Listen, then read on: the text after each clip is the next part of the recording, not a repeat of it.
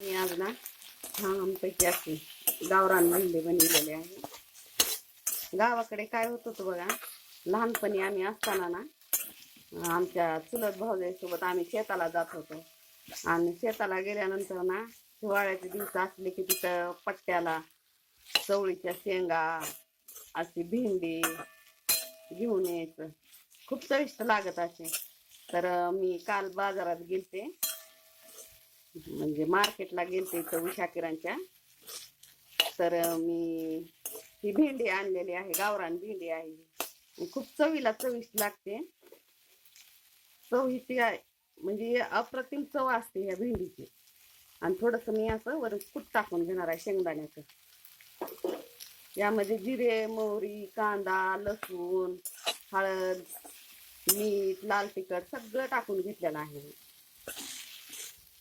अशी मस्तपैकी भेंडीची भाजी थोडीशी परतून घेतली ना, एक दोन वाफा द्यायच्या, जास्त नाही, फक्त वाफेवर शिजवायची. एक दोन वाफा दिल्या ना मस्तपैकी भेंडीची भाजी शिजून तयार होते.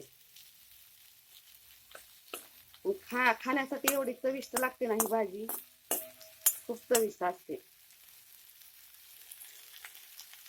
धन्यवाद.